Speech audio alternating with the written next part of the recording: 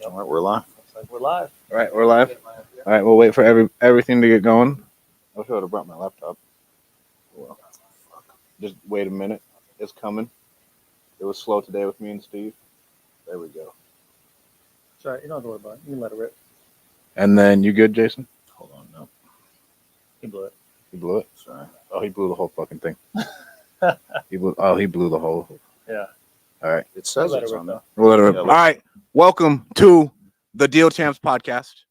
I'm your co-host, Stratt Daddy, aka Stratt and Brown. I have scaled a couple companies to 7 figures, and now I'm on a journey to get to $1 million a month wholesaling houses. Right now, the current goal is to net 7 figures in 6 months.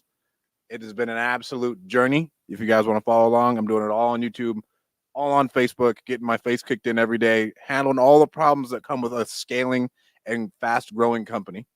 I have Mr. Sleepy Dean here. He's about to lose the name.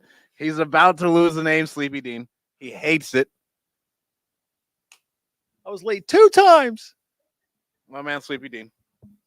Yeah. So, guys, Dean Rogers, your other co-host here, started my career in the NFL, then transitioned to corporate, then into real estate. Been doing that for over 10 years now.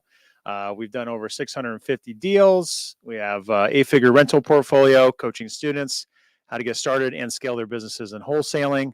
And you guys can always connect with me at deanrogers.com. And then we have, is it ready? It's ready. Is it ready? We should probably wait for your intro until your Instagram is live. I don't know why it's not letting me. There it goes. Done. There we go. All right. Done. Give me an intro. Let's do it. For real. Let's go. Let's go live. We have the master of hair, Mr. Fresno, Mr. Jason Pritchard. Hair is out today. Ready The for hair the is live out podcast. today, boys. Thank you for everybody. We have full crowd here, full audience, dude. We appreciate you guys. Love your guys' support. Thank you guys for coming. Last co-host, my name's Jason Pritchard. Quick backstory on me. Worked in corporate America for 15 years. Hated my job, hated my life. Decided to go all in real estate in 2014. Have not looked back since. We burned the boats, and life has been amazing. We've done 450 deals. We own a rental portfolio just north of 100 doors here, mainly in Central California. And our goal, as always, with these podcasts, with these events, is to try to transfer as much of the stuff as we learned to you guys. I know that I had some help from some very key people along the way, and we want to help you guys achieve all the same things that we've done. So we're really excited to do this live for the first time. Hopefully first of many. Right? Hell yeah. Kind of nerve-wracking, sir. I'm not going to lie. It's fun. It's added pressure. We got the bright lights. Yeah. For sure, bright Got some lights. pretty faces in the crowd, you know. Henry's one Makes you a sexy little son nervous. of a bitch. Look Henry's at a him. handsome man. All right, that's He one really sexy is. son of a bitch. All right, so the first question, I think the biggest thing that will affect the real estate market is Joe Biden's supposed law that if it passes, it'll stop. If you own over 50 units and you increase rents nationally over 5%, you will lose a certain amount of tax benefits in real estate. That's wild. I think it's wild. Number one, Say that again. What's the full breakdown of Yeah, this so- whole? Joe Biden, proposal? and it needs to go through Congress and all this other bullshit. If the law is, if anyone who owns over 50 units, and so the majority of real estate investors own under 40 units, like the vast majority of them. Weren't we doing something where we found out what the average was? There was maybe we're Like 3. yeah, it's like 3. So it's a low number, which Yeah. hey, for a lot of people, 3 properties is a lot of properties. You know, so they're targeting a certain demographic, of But at the course. same time, okay, let me finish and I'll give my opinion on this bullshit. So if you own over 50 units and you raise your rents over 5%, then you officially lose a certain amount of tax benefits. And I'd say for every person on the stage, the main reason I like real estate is the tax benefits at this point. Like I'm not really buying it for the passive income because we all have said passive income through real estate is essentially impossible. Our storage stuff does good, but when it comes to houses, and It's tough unless you own it like free and clear. Yeah. yeah, really unless tough. you own a bunch of them free and clear and you have money in the bank, there's so much stuff going on day to day. All 3 of us have agreed you're not necessarily going to get passive income. It's just not going to work that way. You're going to be broke. Like all this stuff happens. We know multiple people who own substantial portfolios who essentially do not cash flow on $50 million plus single family portfolios. Right. And so they want to essentially just make affordable housing is the biggest thing. And then the law will not affect any new builds or anything else like that, or if you kick anybody out. I think for the majority of mom and pop landlords, they don't even raise the rent anyways. right? So the same thing that's happened in San Francisco and New York would happen across America, and rents would just continually rise over time, because if you don't do it now, you won't be able to do it later. And so you're either going to kick someone out, or you're just going to, every year, you're just going to, I have to. Yeah. Because if anything happens, I won't be able to anymore. I'll chime in because I this has been my experience. So when they passed rent control in California a couple years ago, honestly, I was not as adamant as I am now about doing my annual rent increases. And there were lots of properties that I owned Same here. where it went 2, 3, sometimes more years, where tenant was cool, didn't really have a problem. It was cash flowing, and I was not in a hurry to go in there and raise the rent. And now, what rent control does for me as a property owner is, if I miss that annual rent increase, I already know that I'm behind. I already know that I'm behind the 8 ball. So it's actually incentivized me now more to stay on top of those rent increases and push the rents up the 8, 9, 10% or whatever the formula allows you to do for that given year. It incentivizes me more to stay on top of that. So I think a lot of times these laws are passed by people that are, the intentions I think are good. And I'm not saying, like, affordability is a problem, and I don't disagree with that. And I think people should have access to affordable housing. That being said, the people that pass some of these laws, I don't think they really think through how things are actually going to play out in the real world. And I think in a free market, that's what I believe in, free market economics. I think in a free market, people will always find a way to work around some of these types of things. And it actually creates an issue where it backfires. And now my tenants are like, damn, even if it's a $50, $60, $70 increase, which a lot of times, that's a lot, dude. But it's going to have to happen no matter what, because if I miss 3 years, I can't go make that up in one shot, dude. Yeah.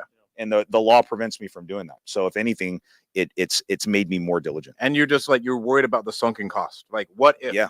And it's just what if, because most people aren't going to go and jack someone's rent by $150. I would say majority of like mom and pop landlords, even Jason self-manages and he's at 100. T-Sum self-manages, and I don't even know how many units. He's got a couple hundred at least. Yeah. He has a couple hundred. And so like it's a very personal relationship with those tenants. And to where, like, if someone can't afford it, like I was talking to a dude at the lounge the other day, he owns probably 50 out here. He was talking to a tenant in North Fresno. He was like, hey guys, I need to raise your rent a little bit. Like, what can you guys afford? And the lady pulled out their books, and she's like, we can't afford shit. Yeah. Right. And so like it is a legitimate conversation between humans, to where even with these massive conglomerates, and it is more of a spreadsheet, now it forces them to do it more, and that's going to affect it even more. Yeah. Because they are going to really look at the numbers and then throw everything into an Excel sheet. If we do not do this, we lose out on X amount of pro forma over this amount of time. We have to raise rents no matter what. Okay, so go back again really quick. So Biden's proposal is, if you own 50 or more units and you raise the rent, what happens? What's the... So you lose your tax benefits. You lose the ability to be able to depreciate. So like they're talking about, they didn't talk about it yet, but so it'd be depreciation, the fine print, and 1031 exchange. So that's whack. So like that would be insanity. Yeah. I mean, and it's interesting. We talk about this a lot, and I can remember being in the seats at the beginning, and you said this really well. It's like, you think it's going to be about cash flow, but it really is more about the tax benefits. And if you take that off the table, then people just don't. The real estate as an investment class, yeah, because that's what it is, right? People buy businesses, people buy stocks, people buy bonds. At this point, the investment class loses a lot of the, like, oh, that's awesome, because the tax benefits are what bump your IRRs, those internal rates of return, right? Because, okay, it's still risky. I'm still dealing. If you go buy a D-class property and you still like, hey, I'm going to get 12% returns, but I'm going to get these tax benefits, I'm going to be good. Mm-hmm. If those tax benefits are gone as soon as you raise those rents, now that asset class is way less desirable. There's not going to be anybody wanting to buy the dilapidated stuff. And I know from doing stuff across the country lately, bro, there's some of these cities where nobody wants the property. Yeah. Like, it's just not worth it. I can't get the rents out of it. I don't want it. It's too much work. So here's my take on this. So I think if we go back to the start and we look at why this is here in the first place, I think this is purely political. Like, I think that the people who appeal to that audience are looking for things like this. I mean, I mean, this isn't Biden. He's a little puppet. So there's a bunch of people behind him who are telling him or speaking through his mouth that they want to put this in place to appeal to a certain audience. Now, here's the thing that I don't think people are realizing is the rent increase is just one part of the equation, just one part, right? What about the acquisition price, refinancing? There's so many other different aspects to the real estate deal itself that make it a deal or not. I think what it does is a lot of the people who bought properties prior to this potentially being in place are less affected, because if you bought it at a price where the numbers made sense at those numbers, the rent increases are just a benefit. Yeah. Like, I mean, we'll talk about this all day long. The properties that we bought, they worked at the time of us buying it. We didn't buy it dependent upon a future 5 years. rent. Yeah. And if you're doing that strategy, make sure you stop right But now. then, if you think about it, it freezes up the market for the people who are doing that, like with the bigger assets. Yes. Like it really freezes that market because now you can't do anything. It can completely ruin the people that are buying dependent upon an appreciating Yes. market, that are buying on in a market that is dependent upon rent increases and scarcity, some of the bigger markets. And I think it puts a stop to people entering in the market. And so my conspiracy theorist type of a viewpoint is it's Big Brother trying to basically protect their own interests and wanting to acquire more, whether it's the hedge funds or whatever it is, and cut out the little guys like us being able to enter into the game, because we just, the benefits aren't there as much. So one of the arguments that I've heard behind doing these types of things, right, is to create more housing inventory. And I think that's our biggest problem right now is we have very short on supply. We don't have enough inventory to keep up with demand. So if we make it less ideal for investors to go buy these properties, then in theory, that's supposed to create more inventory for, your mom and pop or your home owner occupants, right? Now, we've talked about this, but I've yet to see somebody answer this question for me. The vast majority of the houses that I buy are all fucked up, dude. Like nobody can go buy them. A home owner occupant is never going to go buy the house that I buy, just for a couple of different reasons. One, the financing that they're going to use to buy that property isn't going to work because a bank is never going to lend on the properties, at least in the condition the way that I buy them. So they're not going to be able to use a mortgage. They're going to have to go either use cash or private money, which most people don't have access to when they haven't been in the business, right?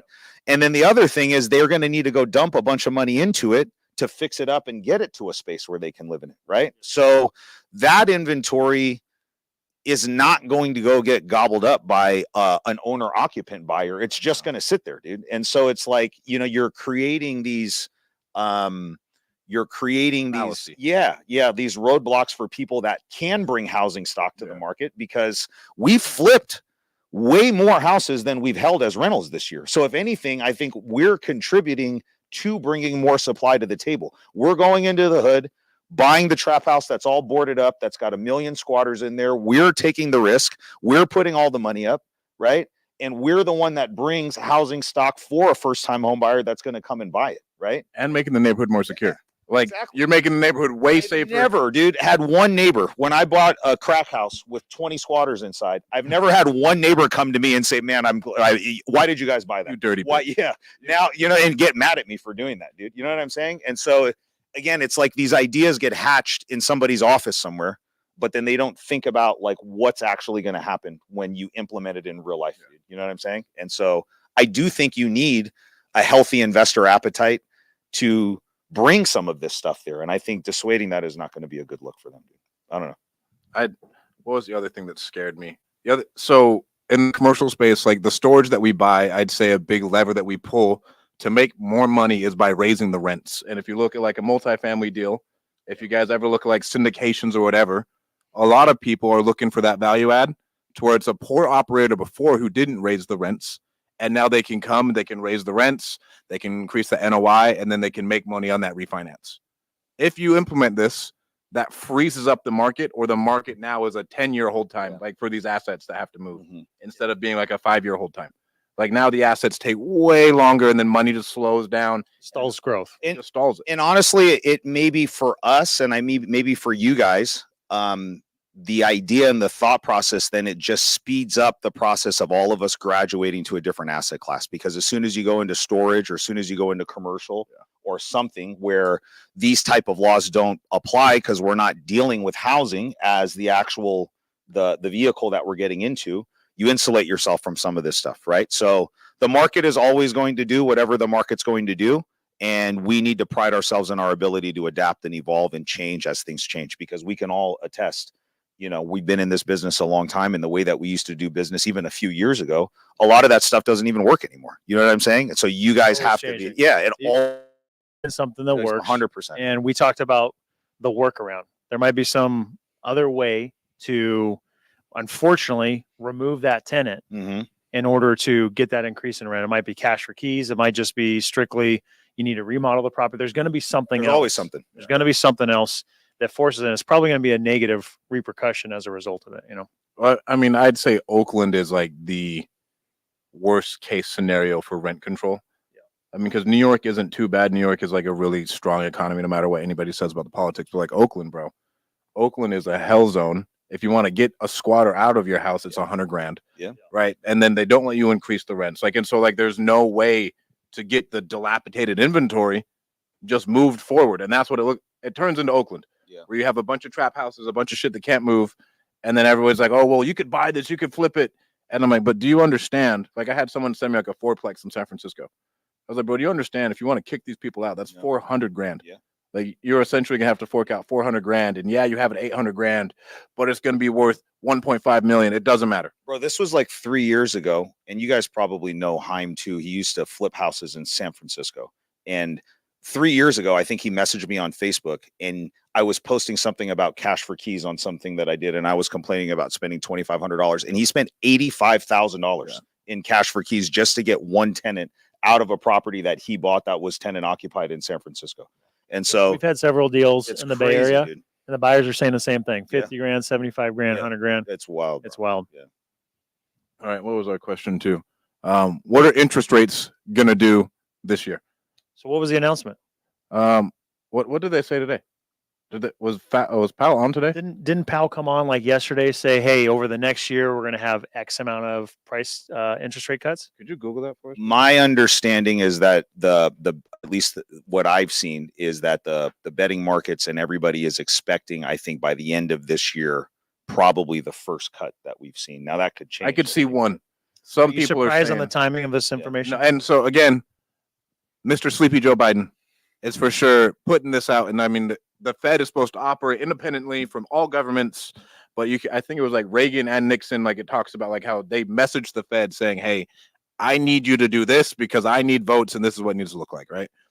And so more than likely, I would say for the party that's in, they would want to essentially have it look a certain way to where you can pump up the votes. And that's just like one conspiracy theory, right? But I would say you shouldn't cut rates at all this year. I would say you want to make sure inflation is dead. Like make sure inflation is as dead as can be, and then you can start to cut rates. I honestly, quick show of hands. If rates get cut, what do we think is going to happen to the market? Is it going to pick back up, stay the same, or go down? Who thinks it's going to pick back up? I mean, almost 100%, and I would say so too. I don't know if it's too early for that, dude. I mean, I think a fast and furious market again. I mean, are you guys ready for that? I know you guys are like doing tons of acquisitions, right? I would love that. That'd be great. I feel like regardless of the market right now for ourselves, it's still hard and fast. Buyers are still buying. Sellers are still selling. If the market goes hot and fast, I think the sellers would be too greedy and it would be hard to get the deals. I think it would make it harder, dude. It would be harder to get the deals. I think it would be harder if it got. I think buyers would be greedy and hungry for deals too, but I don't know if it would be enough to. They would buy shit because I deal with a completely different market. California is very insulated as far as like supply and demand. Everywhere else in America, buyers' assholes are fucking puckered. And I know this because we're trying to move like 20 at a time. Why do you think that is? I think rates and they can't move the inventory. Like we're looking at some of these markets, some houses in like let's say it's a Hanford, a property would sit on the market for 6 months with 2 price drops, right? To where it's a lot harder for us to buy something there. In let's say Illinois, in a Hanford, we'd have to buy it at 20% less than what we usually would, because the buyer's like, hey, no, I'm going to sit on this forever. I don't want to do this. Here's where my numbers are. And I'm seeing that across the board. We look at it like, okay, here, here, here, here. He's saying it's like, oh no, like we aren't moving stuff the way we'd like to. We need to anticipate how long we're going to sit on this. And that's what we're seeing. And I'd say right now we're in 9 to 12 different states. I can speak to here, Central California. I mean, almost across the board, across every price point that we've done. And we flipped $200,000 houses this year. We've done $500,000-$600,000 houses.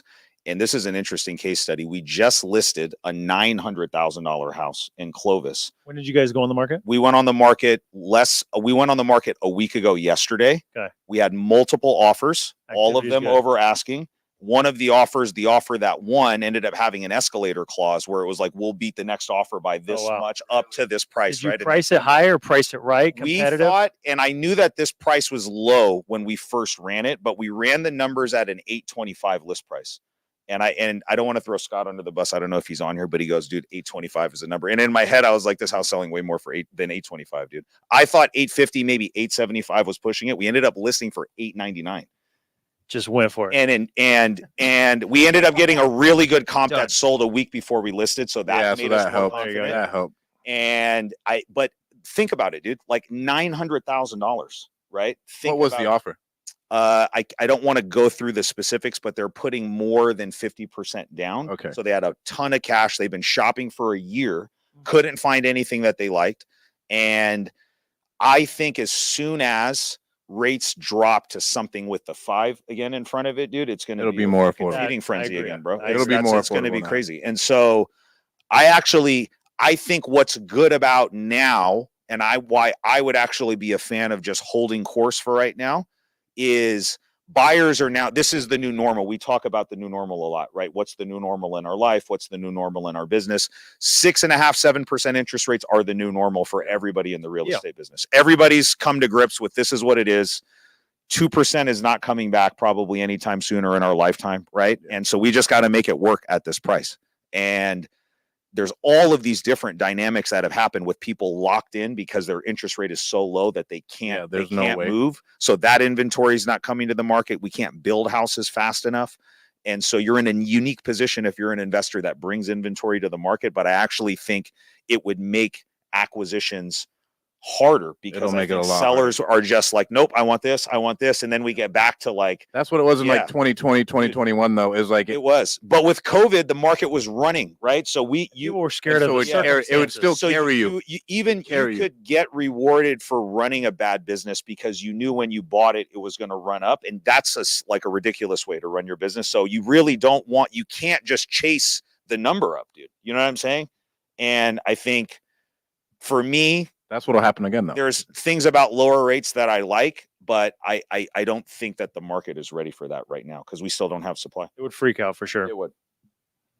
But I mean, I think this just makes you a better operator overall, though, because now you're sharpening both edges, right? Because in each market, really one edge is developing, whether it's your disposition side or your acquisition side. I think you'd have to run your numbers really tight, with only considering the upside as a bonus. There's going to be plenty of people that won't do that. They'll get hurt. Yep. They'll get wrecked like the second half of 2022, early 2023. Yep. So That was brutal. I love it. And I think all of us are probably like this. I like it when things get hard because when things get hard, I know more and more people are going to tap out. So like when I feel people complaining and I feel kind of the narrative with everybody being like, oh, business isn't great, business isn't blah, blah, blah. I actually get excited and I go even harder because I know that when the bar gets raised, that's when the highest performing people, that's their time to shine and that's their time to gobble up more market share. Yeah. So I think if you're wired that way and that's how you think, now is really the time when a lot of the fly-by-night people that have gotten into the business that can't hack it, they're going to get weeded out. It's going to create more opportunities for all of us. And then when things settle down and things kind of normalize, right, we'll wake up and we'll see our business has grown and expanded because we picked up more market share during that time period. Well, I think, and then the next thing for you guys to watch in the commercial space, multifamily's about to get obliterated. Like, dude, why? The bridge loans. Yep.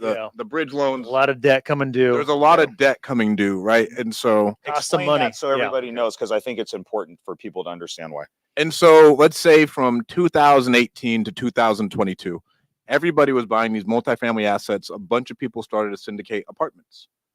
right? And so they got this 5-year debt. And so what happens is they're like, hey, this is called a bridge loan. You can have this money for 5 years. And then at year 5, they expected to execute on their plan. Like, hey, I raised my rents. I did my value add. Now I can refinance out. Or they're even just playing like a cap rate game to where the Patrick Carroll guy out of Miami, who's like a big hedge fund guy. He was like, Turn around and sell it. he was like, all I would look at is I'd look at what cap rate can I buy it at? What cap rate can I sell it at? I know cap rates are trading at 9s. Or he's like, I'll buy it at a 5, sell it at a 9. I'm going to make a bunch of money. And that's all his business model was. And you can't do that anymore. And so now all of these people, essentially, it's like, hey, either you refinance out this property and you can't refinance it because the debt doesn't work anymore because they underwrote it at 2%. Yep. And then now you go to get a loan, it's at 7 or 8%.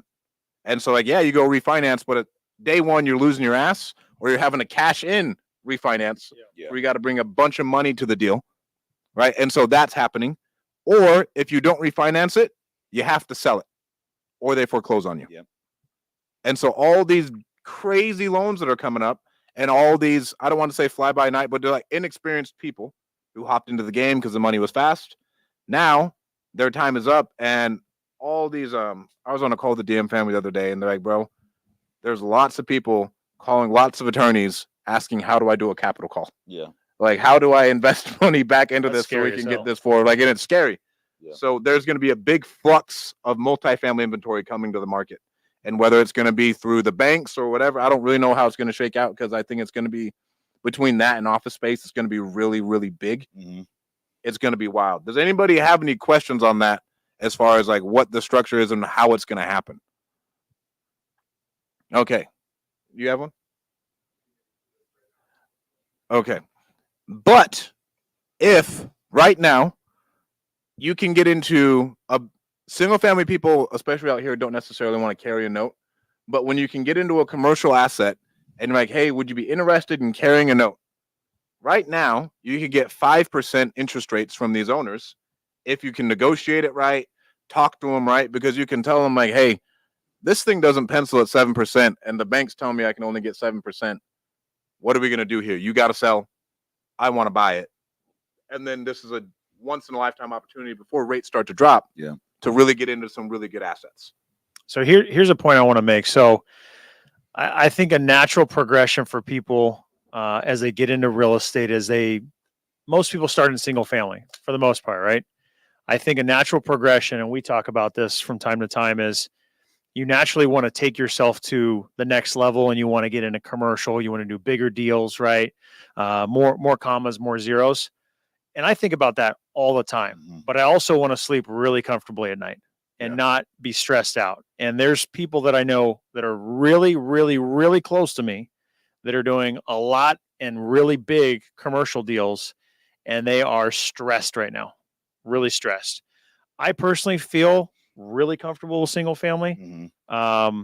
I mean, it is a short cycle that you're able to get in and out of deals most of the time. Liquid.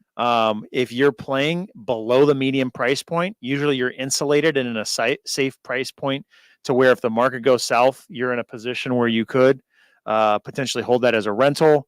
You just have more exit strategies and more outs, right? To weather the storm. Some of these commercial deals, I mean, this could completely wipe out everything for you. Like completely clear the table, put you below the table, and you got to crawl yourself back out. Like they're cross collateralized too, is the other thing. And a lot personal guarantees to get into these deals. A lot of times, you're taking the current assets, whether they're liquid or hard assets, and cross collateralizing to get into these deals. You're putting everything on the table. I mean, we've talked about one of your big deals where you made a ton of money and it played out. But what if it didn't? Yeah. What if the market, literally the news, we woke up to the news tomorrow and Donald Trump gets assassinated and a civil war starts and no one's buying a house at Pebble Beach? Yeah. You know, that's scary. That bitch is gone. Selling his primary. Jason's starting over again. Yeah. So for me personally, you got to really think about this because you naturally want to rush and try to progress and hurry and get to the bigger deals. Maybe your big picture, big plan is to just get better at what you're doing and operate better, do better deals. Right? I could not agree with that anymore, dude. I think the thing that has allowed me to kind of take some swings at some of these bigger deals is being great at my core business. Because when I'm great at my core business, my confidence is through the roof. We're flush with cash, right? We feel really, really good. And we are operating at a very high level. So when that right opportunity comes, we poke all the holes in it. We make sure it's good. We're okay with all the downside risk. We're in a position to actually take some risk because our core business is performing so well. And you right? can withstand it. Exactly. And if the worst case scenario, the deal goes to zero, I can deal with it. Right. So I always underwrite these bigger deals where if it completely goes left and I lose everything, can I deal with that? And can I make my lenders whole? And can I do that stuff? Right. And so I think the best thing that you guys can do is to prepare for some of these bigger opportunities that are coming is become great at the main thing, make the main thing, and that will set the stage for some of these bigger things. One more point to finish off what I was saying is with the commercial deals and where a lot of these people are getting stuck and in a really bad spot is a lot of the bigger deals take more time to go through a cycle to see the deal from start to finish, right? And I started with the point, but I didn't quite finish it. Single family, most of the deals, if you're doing a flip, you're in and out in a handful of months, right?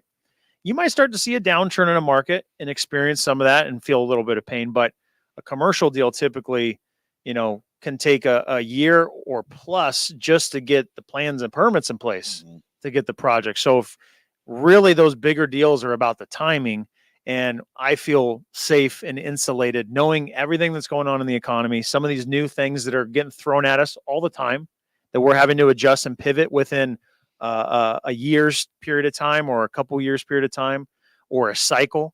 I feel like you're able to be more agile in single family. So for me, when I hear stuff like this, I get excited about the bigger deals, but I also try to remind myself this is what I'm really good at. And if I continue to get even better at it, then so I would avoid push back on one thing and tell you at a point in time, it is okay to reinvent yourself, but you just don't want to burn the hand that's feeding everything. Yeah. Right. But it's okay don't to give up the thing you're good at, right? Just don't give up the thing you're good at, right? And he's not telling you to hold on to it forever. But at a point in time, I guarantee you, Jason or Dean or myself will stop doing anything single family. And then you move up. A good friend of ours, I don't know if big homie who made the loan on that, I don't know if he does anything for single family stuff anymore. Oh, he's a junkie. I He's think still in just there. because he's so addicted to doing deals, he just But like, so he was gonna do. Junkie. He's a degenerate. Yeah. For example, I was on the phone with him the other day. Tim Harriage called me and he needed a transactional funding deal funded. And so I called Brad. I'm like, hey, Brad, here's the details. Hey, so-and-so. Yeah. Here's the details. It'll be like 3.2 million and you'll get 3 points. And he essentially was like, I'm not doing anything for 3 points. It is not worth my time. I talked to you guys. Yeah. Cool. Yeah. It needs to make more money. Yeah. Right. To where like you're going to get to that point to where the bigger assets are shooting stuff off and you reinvent yourself. Yeah. You take the next step forward. And I'd say it's a very hard dichotomy to manage because you got to stay focused, keep the main thing. But it's a scary step again to go into the next thing because you're so comfortable where you're at. But if you want to grow and you want to reach, and there's nothing wrong with staying where you're at, but at a point in time, if you want to get to the next level, like how we've been talking, like the really That big is conversation, another level. Yeah. It's There's another some level. players that we know that are You have at another to level. get really, really uncomfortable and take that step. And I mean, it's just like when you took the first step to get into real estate. It's like, oh, fuck, Yeah, okay, it is. All right, what was our third question? How's the election? Election. How does the election affect the real estate economy? I think if Sleepy Dean, wins, I personally think we'll see like cuts immediately. Cuts of what? Interest rates. Rate cuts? Yeah. Sleepy Joe wins? Yeah. I think he's going to want Is to go. he even going to be elected? Are they going to put someone else in there? Or is the public going to stay up there? I think they're going to put him on a lot of meth, a lot of meth. Hitler back. Top him up, a lot of uppers. Hitler back in the day was on a lot of uppers too, and he did pretty good for himself until he died. I would say Joey B is probably going to go for cuts. I don't see the economy really changing. If anything, I see us not fixing like the debt bubble thing, and that's just scary. But honestly, that doesn't necessarily. That's a freakish thing in the looming behind us. That's the big dark cloud. Yeah, like the that's. debt bubble and what that means for us. But I don't think America is not yet in a weak enough position for the debt bubble like fucking up for it to mean anything, because they're just gonna like raise the ceiling or do whatever they do every time, and we're gonna keep going. But I think in like 20 years, like 15, 20 years, now it gets really scary. Serious, Or if yeah. the US economy like stops being the powerhouse that it is, it gets really scary. If the US dollar stops like being the de facto, this is value, is the US dollar. Everybody in the world understands the US dollar is money. Nothing else really trades like that. As soon as, and that's why everybody's like mad about inflation and everything else, because as soon as the US dollar loses its value, then with the debt ceiling coming and like those things compounding on themselves, that's when things get really, really scary. But if you hold cash flowing assets, you don't necessarily have to be too scared. You're somewhat insulated from the inflation. That's what everybody talks about. But if the debt ceiling and everything else goes to shit, it doesn't matter how much real estate you own unless you have hundreds of millions of dollars. Shit is going to be tough. That's just my opinion. I think in the short term, the optics of Trump getting elected are better for the economy, better for the market, just better for finances, just in general. I think people, in my opinion, and I try to stay like, I don't like talking about politics. I don't like putting, I don't like, it's just such a negative, like as soon as the conversation shifts to that, bro, it just sucks I just don't like talking about it, but it's a real thing. And so it would be silly not to discuss it because it is going to have an impact on our businesses. So you can't just bury your head either. The optics of Trump getting elected, I think would be better, frankly. Yeah. I think people are ready for a change. It seems the majority of America wants that. That's what I think too. And so I think any other outcome besides that, the best case scenario is more of the same, but realistically, what's probably going to happen is, I think, a regression and more like negativity. So I think it'd be hard for me to imagine an outcome where Trump. If the Trumpster gets in, I think it rips. Like I think so too. Like the day after they announce it, the stock market. And it doesn't even, because like a president can't come in immediately and just start doing a bunch of stuff. But I think it's literally just the optics of him everybody is going to kind of be like, okay, we're safe. Here's a breath of fresh air. And now at least I'm a little bit more optimistic about what things are going, like where we're going, dude, which I think would be good. I think majority of the stock market is an emotional reaction to what's going on in the world, the news, whatever's going on in the businesses. But the stock market always moves with the elections. The real estate economy is dependent upon the policies that follow those people. So I think, there's a laundry list of things that play against us that are up for discussion right now. A tax on flippers. Right? Oh, have you guys heard about that? You guys should talk about and then the inspection shit. I wanted to talk to you guys about that. That's a whole nother topic. So there's three things. There's rent control. There's a whole new policy that's supposed to come out where you have to have licensed contractors, everything documented, all of the work detailed out down to the penny, and disclose that to the new upcoming buyer, right? And then there is potential tax on flippers. So to me, that just de-incentivizes anybody to want to do most of that stuff, or it makes it really difficult. So I just think the sellers get gouged. I don't see that helping the sellers. It does not help the sellers because the sellers are now there's like, hey, I have to now bake in 15% more for risk. That's what's going to happen. That's exactly my point about what we were talking about earlier, is like you create these ideas in a vacuum, but in real life, when prices inflate, do the companies eat the cost of that? No, the companies pass the cost of everything down to whoever the end buyer is going to be. So if you put some tax on flippers, do you think the flippers are just going to be like, no, well, yeah, we're just going to eat this $30,000 tax on them? No, where prices are going to go up, dude. Yeah. They're going to ask for it. Now, whether the market will the market has to bear. Yeah, it's going to depend on what people do, but nobody is just going to swallow that tax if that ends up getting passed through. So everything just goes up because still at the same time, you just have everybody evaluates risk whatever way they do. Because even like the hard money lenders are going to say, nope, too much risk, we're going to get too much tax, blah, blah, blah, and prices are going to go up. So there is no there's no scenario where the sellers don't get hurt in this situation. Yeah. Because now, I mean, the licensed contractor thing, I think that's probably for the best, right? I mean, make sure you're licensed, make sure you know what you're doing, you provide the inspections, but that still gets baked into that initial offer when you're making it to that Right. seller. Yeah. Like that still just gets baked in, and now those people have to go get licensed. The bids are going to be higher. So guess what?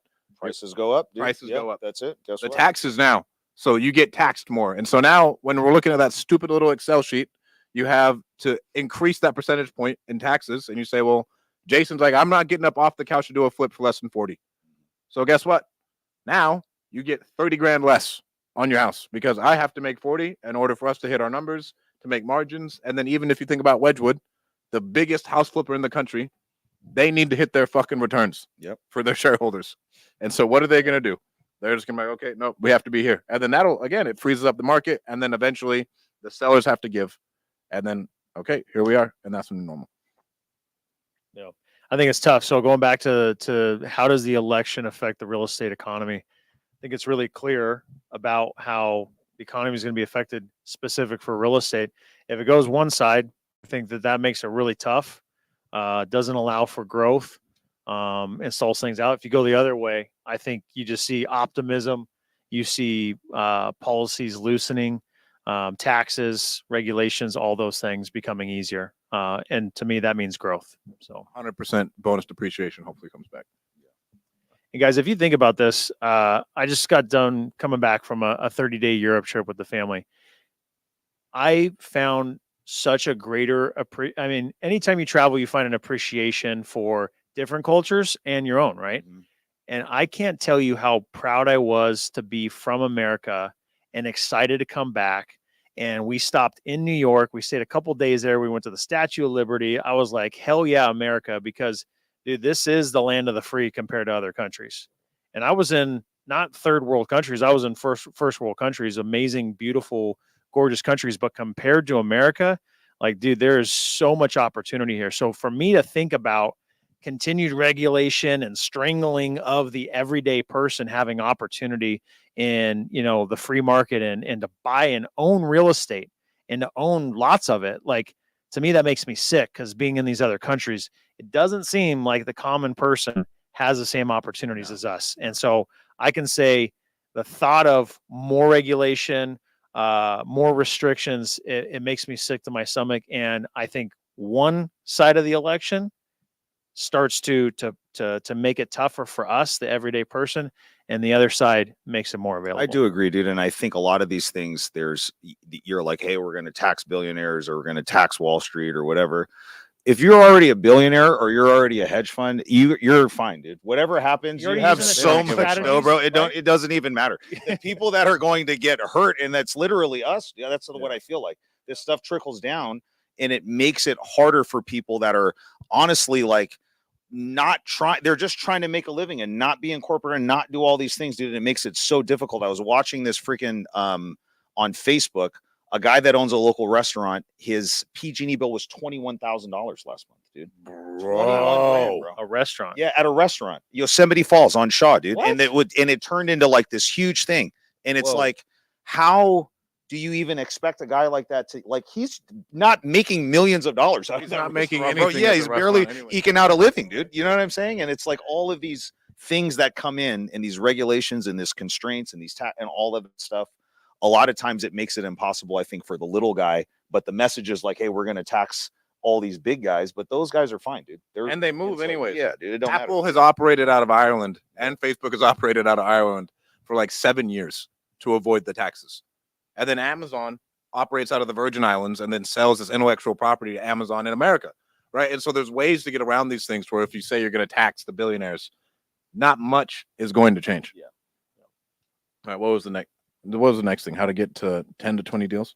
Yeah. How to scale your business to the next level. And we're all going to be at different stages of where we're looking to go, right? Someone might be looking to go from 0 to 1 deal. Someone might be looking to go from 2 deals a month to 5, right? Or 5 to 10 and so on. So I think it's important for us to just kind of flesh out some ideas of like, what's the process that you go through? What's the transformation? What's the growth that you need to have? What's the skills that you need to develop to really push through and get to that next level? And I'll just open up with a few ideas, and it's not all of them, but just to get the conversation going. When I think about scaling and going to the next level, which is something we're actively doing right now, it comes down to a few different levers to pull on. And one of them, and the first and foremost, and always what I'm thinking about at all times, is marketing.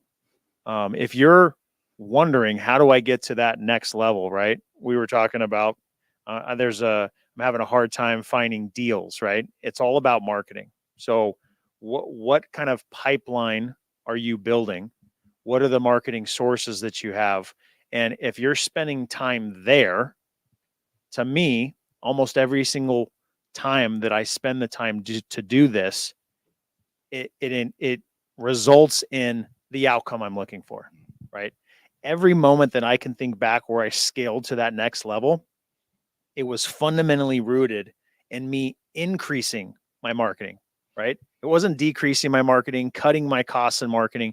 It was increasing my marketing and my focus on marketing. Now, it doesn't always mean an increase in costs. It could be an increase in effort, could be an increase in marketing channels and strategies that you're implementing, but it always has been a marketing. And two other areas for me is talent, right? Adding team members to the team and replacing yourself. So you guys have heard a million different times of, I'd rather have somebody doing 80% of what I can do than doing it 100% myself, right? And it might be someone that's doing 70% or 60%, but if you're able to increase more than 100% of yourself and add percentages above what your own individual output is, you're most likely going to get more output and better results. And so we just got an offer letter signed for a new person we're bringing onto the team. And I know without question that that's going to be another step for us to continue on the trajectory that we're in and to hit the growth that we're looking for, right? We're setting new standards on the number of deals we're doing and have been doing that over the past several months. So talent is the next thing. And the third is capital. Okay. Capital is and always has been the lifeblood of really any business. And whether that's capital from someone else, I know when I was getting started, what gave me some rocket fuel and win in my sales was private lender called me from a letter, said, "Hey, I'm not looking to sell my house, but I got $1 million in the bank. What could you do for me?" I said 10%. He said, "When can we meet?" There's a whole rest of the story there, but him and his friend with more money showed up. He didn't have $1 million. He had $3 million, and his friend had more. We flipped hundreds of houses with just those two guys and just a handful of other private lenders. So to me, the capital is a big part. And then capital management is the other side of the coin of capital. That's why we pivoted to wholesaling. We were in a position where we were cash broke, flip heavy, flip, capital intensive. And when we stopped and said, let's wholesale first and create cash injection into our business faster, cash conversion cycle, it gave us life to our business that we had never seen before. And now we finally felt like we had control of where we were going and how we were going to get there. So those three things right there: marketing, your team, and capital. I don't think you can get anywhere without being an amazing leader, being able to develop the people around you, and then being able to cast a really, really good vision for the best talent in the world. That's a really good one. And where I get from this is I listen to a lot of Alex Hormozy. To me, he's like the messiah, young messiah of business. And I learn a lot. So good. He's so good. Mm-hmm. But he talks about Google and Google's entire philosophy, and Google's one of the most valuable companies in the world right now. Their entire philosophy was get the smartest people in the world and then let them go to work. That was all it was. Like, I want to recruit the best talent. I want to lead the best talent. And I want them to stay here with me and make dope shit. And if we have the smartest, brightest, best minds in the world, we're going to create an amazing company. And think about all the products that have come outside of Google from people just messing around in there.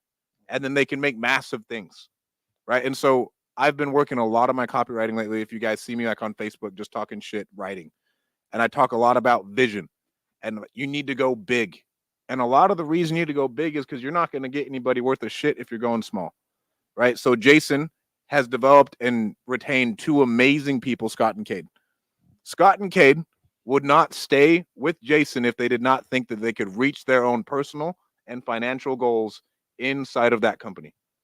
They would be like, fuck no, I can go do it on my own. Like, I don't see us going big where I can be. I'm just going to do it on my own. It's worth the risk. I don't see it to be there. They stay with Jason because they know they can reach their goals. Like, think about that. So you got to go pretty big to retain really, really good talent. Because if you don't, and you can't keep them, you can't lead them, you can't develop them, it's going to be really hard. Right? I have a girl who's been with me for 3-4 years. Her name's Honey. And the biggest thing that I always, because we're starting off, I moved her over from one company into another. And she was really, really frustrated that she kept making a bunch of mistakes. And I talked about this on Instagram the other day. And she was like, I'm so frustrated. I feel like I suck at my job. Everything is terrible. And a big thing I had to learn when we were growing call magicians is that it's okay for someone to fuck up. It's okay for someone to go lose money because they made a mistake doing this or that, because at least they made it. They're never going to make it again, and we can keep going. Because if you just absolutely ream their ass, oh, you're stupid, you piece of shit, because a lot of us haven't seen what great leadership looks like, what a good boss looks like, what it is to be developed over time, then we're super scared. And a lot of people are scared that way. So if you can take someone and you can take them from that B player and turn them into an A+, that's what's going to help you get to the next level, because the capital will come, right? And if you have the best, smartest minds, your life is going to be a lot easier when it comes to growing the company. The other stuff that I will add to what you guys are saying is, and let's talk specifically about like levels to where you're at. So there's people here in this room that are like 0 to 10 deals, right?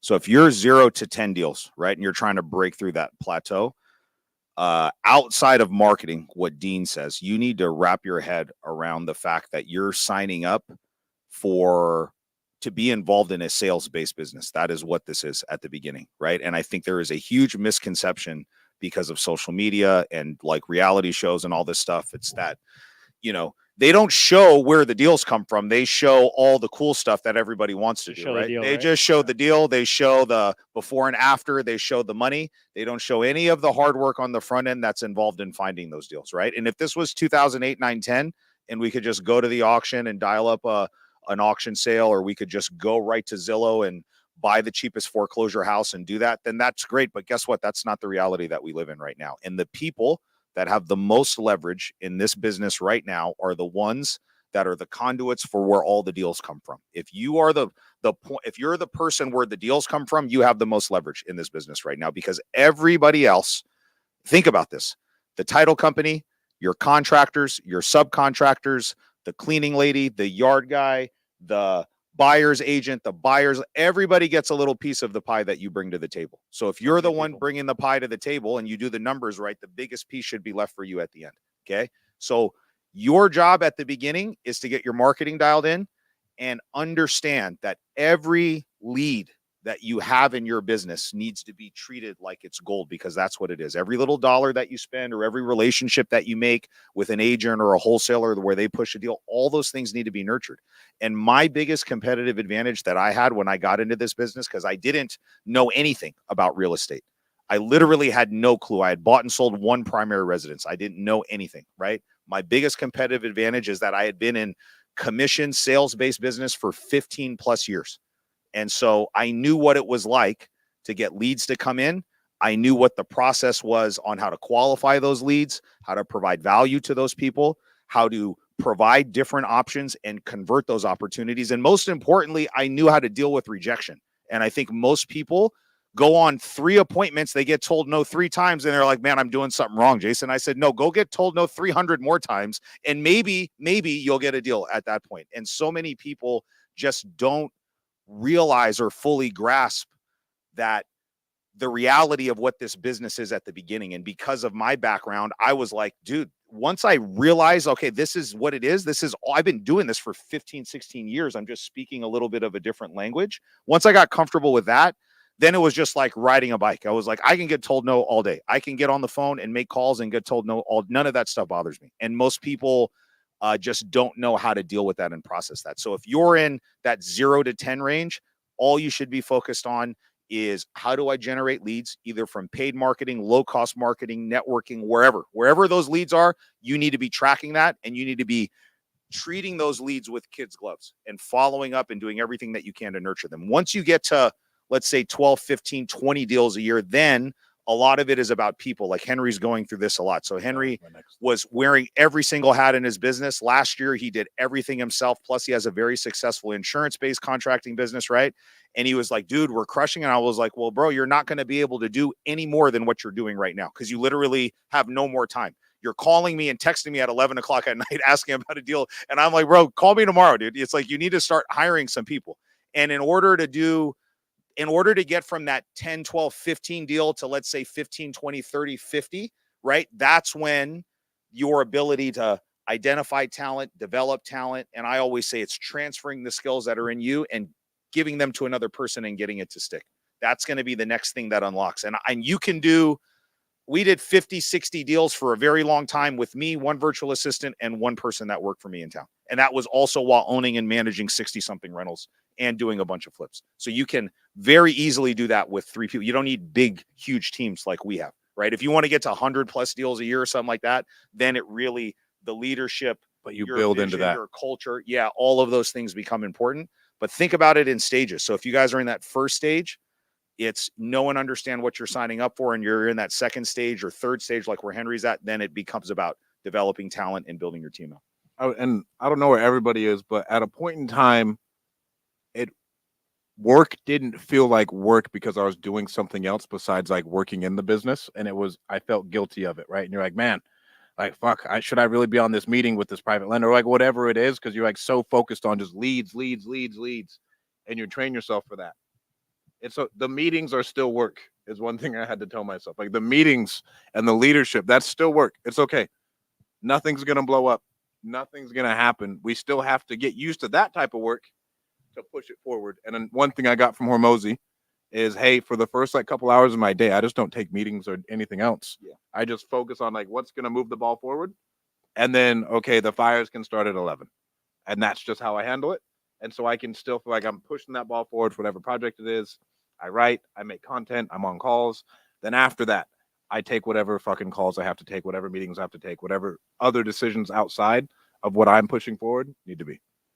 The other thing too is you need to understand what type of commitment that you're signing up for. I think a lot of people, because of social media and YouTube and other things, they want to have in 6 months this outcome in their life where their business is like throwing off multiple 6 figures in profit when they're working 2-3 hours a day kind of sporadically. You know what I'm saying? I work like a fucking dog every day, bro. Like I get up, I go to the gym, I start my day at 8:30 or 9, and I go until 8, 9, 10 o'clock at night every day for 10 years.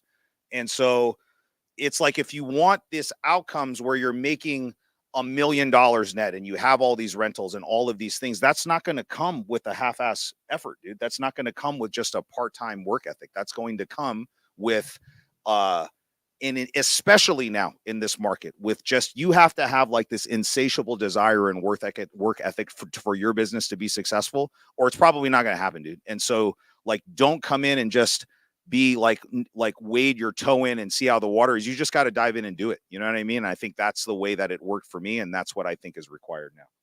Talking about scaling. And I think one of the things I'm most proud about, the community that we've all built together here, right here in the Central Valley, and how it's growing outside of that, right? As we're growing Deal Champs and as we're growing as a community, we have coaching programs. The one thing that, without question, no matter what level you're at, if you're looking to scale and get to that next level, you know where you're at right now, you're looking to go to that next level. The secret sauce has always been other people, right? You don't have the right information. If you think you have the right information, you're probably fooling yourself. It's usually going outside of where you're at right now and getting around the other people that have the information you're looking for, or that are seeking the same information or looking for that growth. And I don't need to tell anybody here, I'm looking at all the faces, like every single person that's here is here for that reason and understands that. But for anybody listening that's not a part of a community or not a part of Deal Champs, right? There's zero question that the secret sauce to accelerate where you're looking to go is just being around the right people and doing it as often as you can. And this is so true. I pay a lot of money to be in a mastermind every year. And today they're like, hey, what are your problems? I'm like, hey, yeah, we're trying to go for this, blah, blah, blah, with the challenge. And the number one thing I got harped on today is you're not involving enough people. Like, there's not enough people bringing you deals. You're not helping out enough people. Like, and this thing costs quite a bit of cash every year. And every single person who's way farther than me is like, hey, you're not talking to enough people. You aren't bringing in enough people to help you have them bring you their deals so you can help them out. It was all people. And so, like, just the community and showing up to these, I promise you, this is how all of us got started. Yeah. Especially me and Jason, was meetups, going meeting people, helping people out with deals and everything else. Yeah. Information is not your problem. The information has never been more accessible than it is now. A lot of it is just execution, implementation, and speed.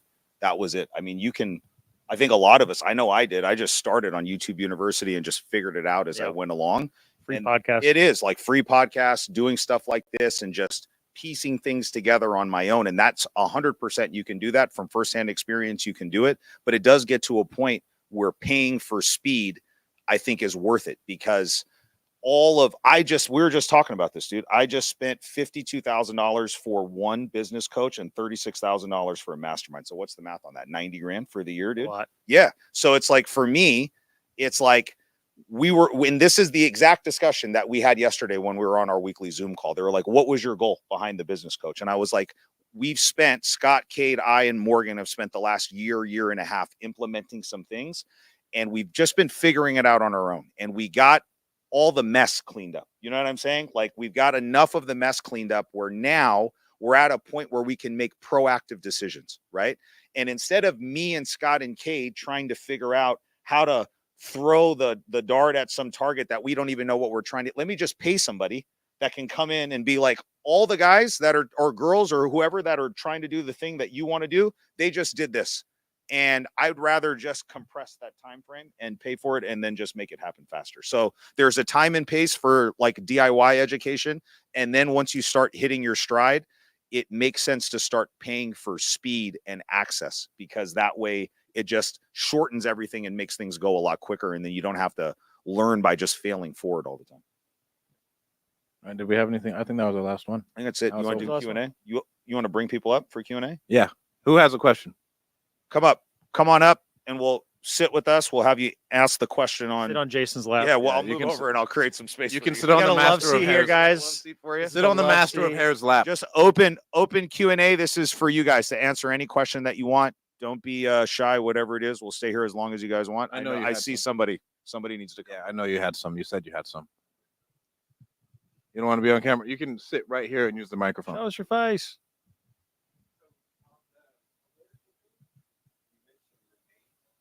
Mm-hmm.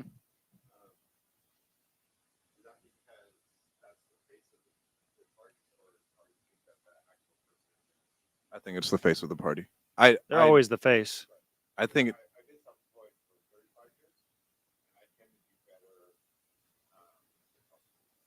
I would say any business owner would do better with Republicans in office, and for the majority of the time, that is what. The question. Yeah. So he asked, "What is it? Is it the faces of the parties, or is it the actual people?" For me, I would say Donald Trump, because he's an outsider, would drive more than a stereotypical Republican as far as like markets go, in my opinion. He has more of an influence rather than DeSantis or someone. Yeah, like who's in there. DeSantis, like just because of the emotional charge that he brings with it. He's polarizing. There's people that are very extreme about that face specifically. So I think there's a little extra boost on that. But in general, to your point in your question, is it the Democratic Party or the Republican Party that influences business in a positive way? In your opinion, was Republican Party is more pro-business. And I think as a party in general, that's the consensus as a whole. Yeah. Okay. So you're going to vote now? Yeah. Yeah. Not going to vote. A non-voter. Yeah. Not going to complain. Okay.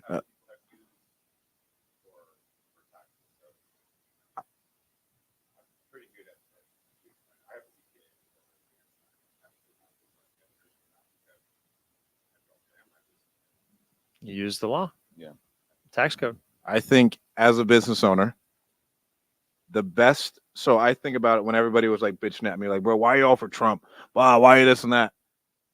As a human, wanting to make the impact that I want to make in my community and on my family and in my life, The best way I can do that to the people directly in my circles by having as much money as possible in my bank account, not sending it to the government all the way across the country for them to supposedly help all these other people who they've never helped before in inner city communities and everything else. It is me having as much money in my pocket so I can make sure my family's taken care of, so I can make sure my extended family's taken care of, and so I can donate to the charities that I care about, or even start a charity that I care about to move that forward. Here's what I'll say, dude. Neither of the parties resonate with me. I don't associate with either one.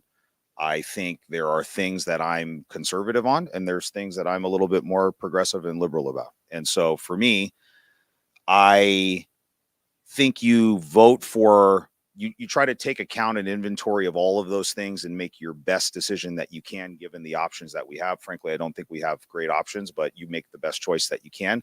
At the end of the day, dude, nobody has more power over the outcomes in your life than you. And that's one of the reasons why I really try to steer far away from politics, because inherently you're basically saying that if this person gets elected, then it's going to impact my life this way, right? And if this person doesn't, and I don't believe any of that shit, dude. I believe the person that has the most ability to move the needle in your life is the person that you're staring at in the mirror every single day. And as soon as you come to grips with that, and you realize that all the outcomes that are happening in your life are because of you, you're responsible for it, it's a very empowering thing.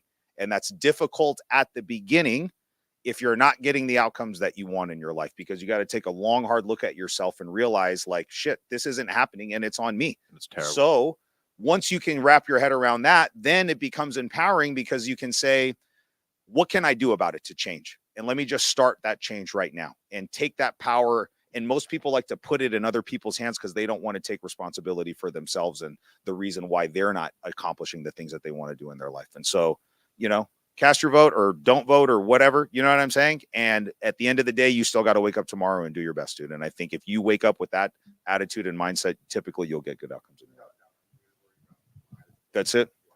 Yep. It's unlikely that we're all playing at such a macro level that the decisions that are made, the policies that are in place are going to really, truly impact our outcomes. So, yeah.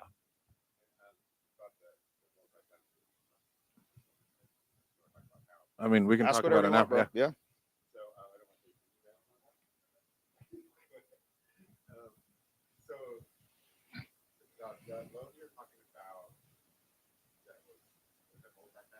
Mm-hmm. So what most people don't understand is when you get above 4 units, okay, 1 to 4 units, financing that you get, typically the interest rate is fixed over a long period of time, usually 30 years, right? So there isn't variable rates, there isn't adjustable rates. There's some options, right? But typically you lock in your loan and the debt doesn't change. So the interest rate stays the same. So your payment usually stays about the same unless your insurance or your taxes goes up, okay? With commercial property, anything above 4 units, okay? The debt is usually not fixed for long periods of time. So that's what Stratton was saying. It's like you lock in a loan. So lots of people were hurrying to get into multifamily properties in 2020, 21 because interest rates were so cheap. So they underwrote all those deals, and the deals only penciled when the rates were 2.5%, 3%, 3.5%, 4%. And they thought at the end of it too that the rates were still going to be. Yeah, and a lot of people are like, I'll figure it out in 5 years. I'll figure it out. And saying, guess what? 5 years came and went like this. And double. And some people have not figured it out. They didn't go in. They weren't really great operators. They didn't go in and raise the rents. They didn't make the improvements. They just kind of coasted for a little bit.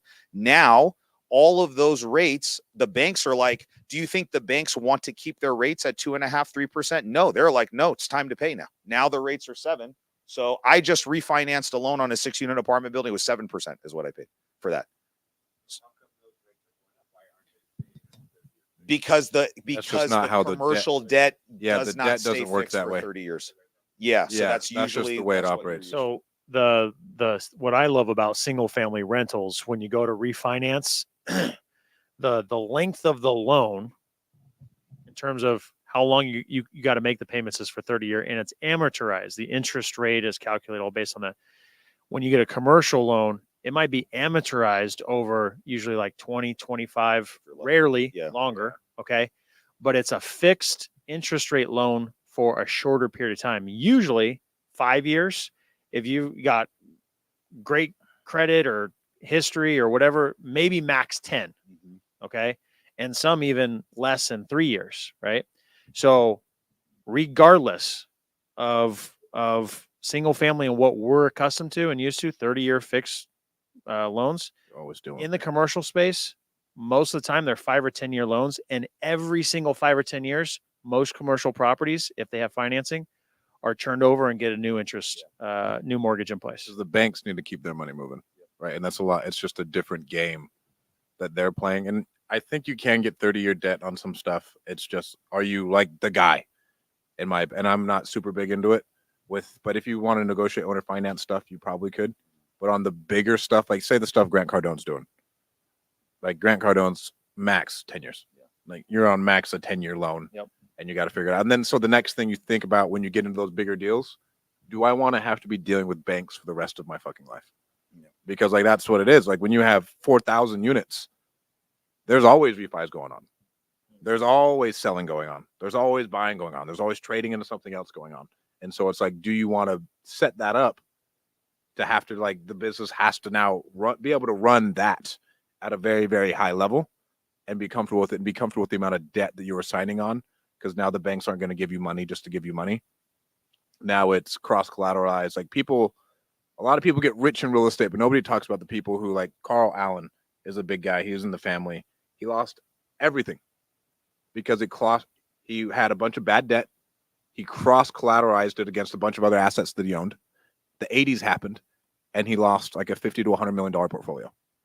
So he'd amassed all this money through selling education and buying a bunch of real estate, and it was wiped out in like a span of like 1 to 2 years. So here's like what a opportunity looks like coming up, a potential one, right? Just for the sake of easy math. Let's say there's an apartment building that was valued at $1 million. Okay. That loan is coming due next year. Okay. Most banks, commercial banks, are not going to leverage more than, like, say 60-65%, right? So let's call it 60%.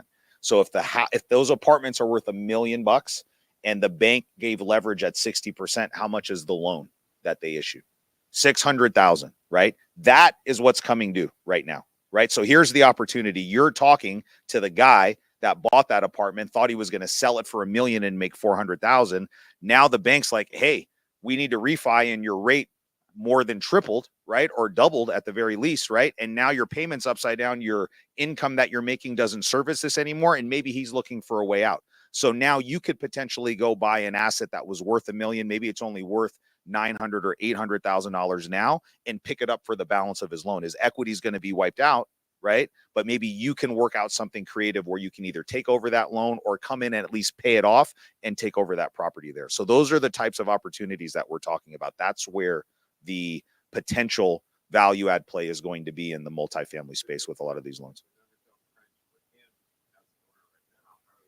The banks are going to end up taking haircuts. So it depends on what your situation is. It depends. If you're flush with cash and you have $600 and you can just $600,000 and you can just buy that apartment, that's one play, right? If you can bring a partner on that has that money, right, and has that cash just sitting there and wants to have an ownership interest in that property, right? There's still value there. That property is still worth something, right? You're just looking for a seller that potentially doesn't have any other outs, and they're just going to be forced to exit and sell. And at the very bare minimum, the equity that he has in the deal, that might get wiped away, but he's got to make the bank whole. You know what I'm saying? And so you can come in, make the bank whole, take over that property, and step into that existing equity, and then go in and do whatever value add that you need to do. To use Jason's example of something that's likely going to happen, I think, Stratton, you brought it up, of someone coming with money to the closing table to get out of that deal, right? They're losing that much money.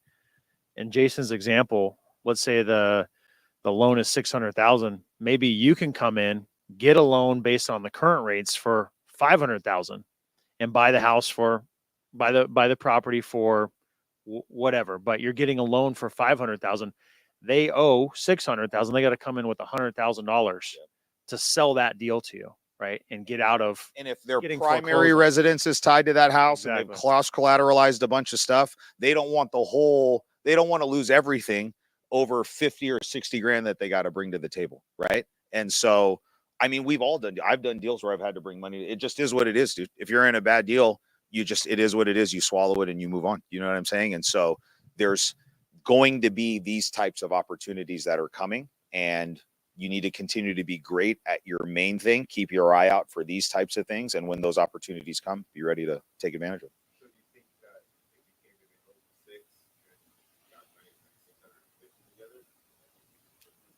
I mean, I'm sure if they could walk away with something, it'd be great, but that may not be in the cards for them, dude. Yeah. And that may not work for you. So what you need to do is come up with the number that makes sense for Michael. That's it. And whatever that number is, that's the offer that you present. And if it works, then great. And if it doesn't work, guess what? You go on to the next thing, dude. And that's it. And then you follow up with that seller, you check in with them. You lead with the intent that you want to help and you want to try to figure something out, because that's not always an easy pill to swallow for sellers, right? And sometimes, how many of us have talked to sellers where we talk to them, you know, the very first time, but we don't do a deal for a year later because it just takes time for them to wrap their heads around, like, okay, well, I wasn't going to get the price that I was going to get. And the people that follow up and stay consistent, they're the ones that stay on the short list of people that they remember when the timing is right. And so again, going back to what I was saying about this being a sales business and how important something like follow-up is, right? Just because you talk to them on day one, very rarely do you talk to somebody and then they sign that happens very rarely, right? It's always nice when you get those ones where the timing is just perfect, but that's not the norm, dude. Like by any stretch of the imagination. We just got one like that where seller just didn't like the price. They wanted more. We stayed with it. And they finally said, all right, let's do it. And we just wholesale it. We're going to make $65,000. I mean, it could be months or years down the road, bro. You know what I'm saying? And so it's like, are you really built for the long? Is your business going to be here in a year to buy that house from them, right? You need to be thinking in terms like that, right? And not being so tied to these really quick outcomes and these quick things that you want to have happen. It doesn't always happen that way. You know what I mean? And so you got to sprinkle in some patience into everything that we're talking about today. Yeah. Yeah.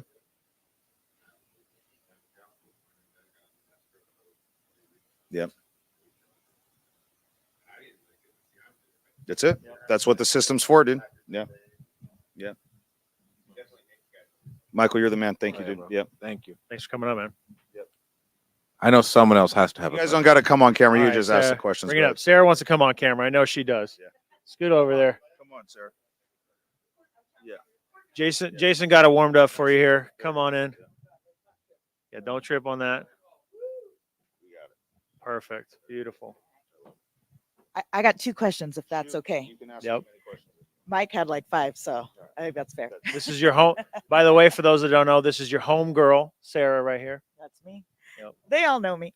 All right. So when you were all in my shoes, 2 months in, just quit your job, putting all the work in, think back. What was the best advice that someone gave you at that time? I'll start. I'll just say that you got to be obsessed about it, right? If you look at the Grant Cardone book, Be Obsessed or Be Average, I can't emphasize enough. You have to go 110%. There's no holding back. The story you tell yourself of, I don't feel like it, or I don't know if this is going to work for me. I mean, you got to eliminate the self-doubt, because it's really easy to get caught up and just get discouraged. So if you just use all your optimism, use your community to lean on them, and just go all out, that's the effort that you need to have to get that breakthrough. So I'll just lead with that.